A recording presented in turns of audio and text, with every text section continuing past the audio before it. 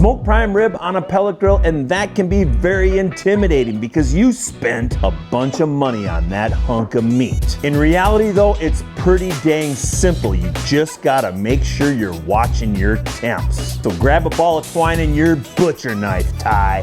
We're gonna amplify some backyard barbecue fun. I cut this 18-pound prime rib out of the cryovac and dried it off with some paper towel. You always wanna make sure you dry it up good because it won't slip around on your cutting board. My preferred way to cook a prime rib is that I always trim off excess fat, and you don't need especially any of that silver skin. And I'm saving this fat because after deer hunting, we're gonna make some venison sausage. Now at this point, we wanna be careful. This is the small end of the spinalis, and this is the bigger side of the spinalis. There is a big fat seam right through this whole chunk. I cut this seam pretty tight. On the bone side, I really don't trim off a lot. If I see a piece of silver skin, I'll take it off. On the thick end, I'll take a little bit of it off just to expose that meat. But there is a lot of silver skin in this side. Get this fat and we'll vacuum seal it up later. Put it in the freezer. I always like to start with one really long piece of butcher twine when we're gonna tie this up. That way I make sure that I have enough, and I'll have enough. For a prime rib this size, I'm gonna tie it up in 6 places. Here's a little trick, just run it out, and I always add a couple extra because you never know. Find the loops and split them open. Now just like a kid in kindergarten, double knot it. To wrap it around, get it tight on one, cinch it, twist it. And you gotta be strong and hold these ends so they don't come undone. But once you get it like that, bingo. It doesn't have to be super tight, you just want it to hold this together. We're all tied up. Last thing to do is just cut off some of the string. Don't cut it all the way down to the knot, or you'll be starting over. As this cooks, the strings are gonna get a little deeper inside this prime rib, so just make sure before you serve it up, you cut off your 6 strings. For this prime rib, I'm gonna salt brine it, get it on our wire rack, and obviously it's pretty tight. Gotta clean up your workstation. Now for a salt brine, exactly what it is. I'm just using some kosher salt on this. You can see I like this side better. This is gonna be my presentation side. So we'll start on this bone side and pour on the salt. The salt must flow because it's a big chunk of meat. Don't forget the ends. And like always, little tappity tap. That is covered pretty dang good. Put it back in the fridge, uncovered, and let it stay in there for 12 to 24 hours. We're not done seasoning this prime rib yet. We have to develop a really nice outer crust flavor. For the binder, I'm using a little bit of avocado oil, and I'm gonna flip it over and do the bottom side first. You don't have to use avocado oil. You can use whatever you got laying around. I prefer avocado oil or olive oil. And the seasonings that I'm using to get that mouth-watering, busting with flavor bite is half primetime rib rub, a quarter of the chop shop, and a quarter of the multi-tool. Put it in the shaker, stirred it up, and now it's time to apply. We're gonna put this on pretty heavy. One thing you're gonna notice, it's got a beautiful buttery aroma. And get our side nice and coated. Obviously, you gotta repeat on your presentation side, because that's the side that counts. Messy Marvin.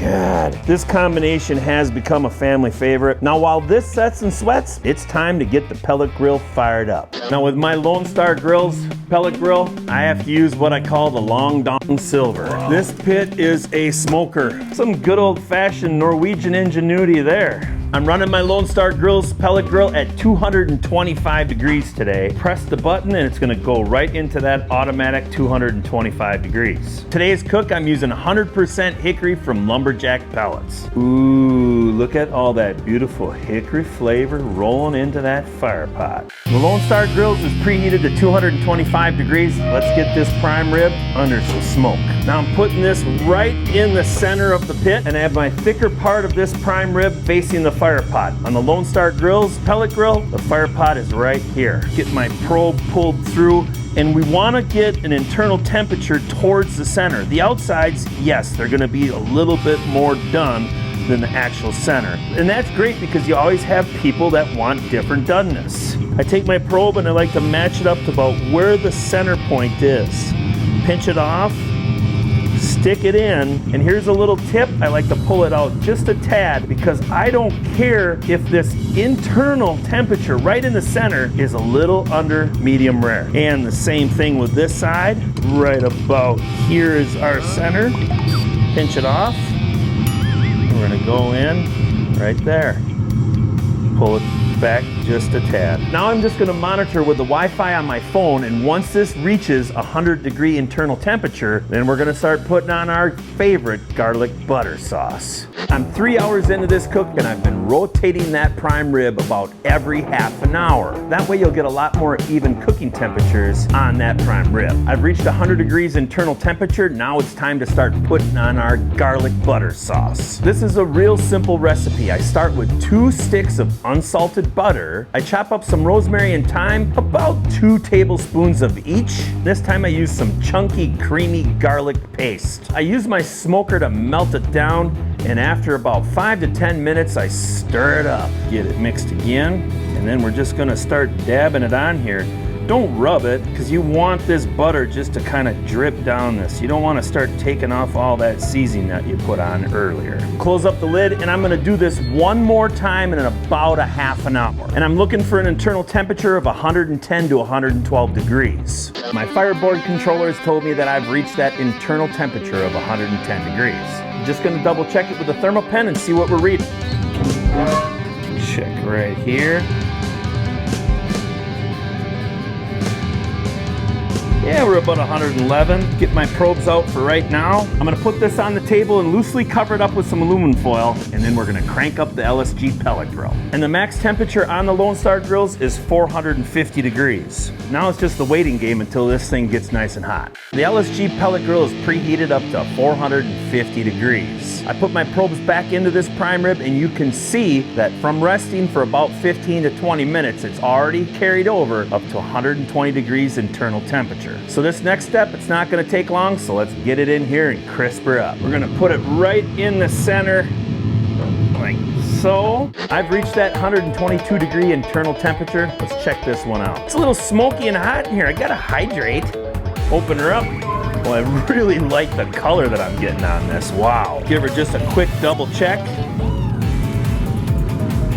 Oh yeah, that's gonna work. Now whenever you're touching a hot pan like this, get yourself a pair of welding gloves. Get our probes out. You can hear she's hot. Here we go, this is what we got done. Now deja vu, we're gonna loosely tent that prime rib again with some aluminum foil and let it rest for a half an hour. This prime rib is rested for 30 minutes and it's kinda cold out, so I gotta make this happen quick. But you can see that we're running that 130 degrees internal temperature on the center. My family likes medium rare. They don't like shoe leather. You're always gonna have a little higher temps on the outsides. But if we check, we didn't do that bad at all. And we go to this right side.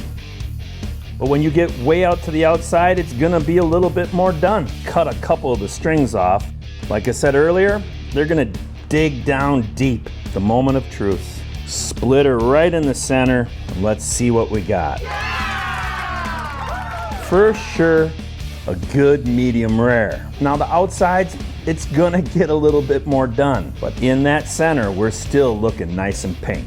Slide this one over a little bit, and let's get into this piece right here. Now for all of you that are gonna ask, this took 5.5 hours to cook. Oh, beautiful.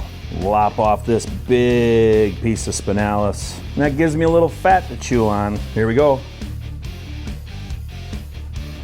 Wow, hands down, the PS seasoning's perfect for on the outside of a prime rib. And we've got a little salty bite in there. So don't be so consumed with fear. Give this a shot. If you can get prime, get prime. If not, choice is always good too. This whole spinalis is gonna be chewed up by me. Happy holidays, everybody. Don't be afraid to give this a try. Well, that's all I got. Roll the nation.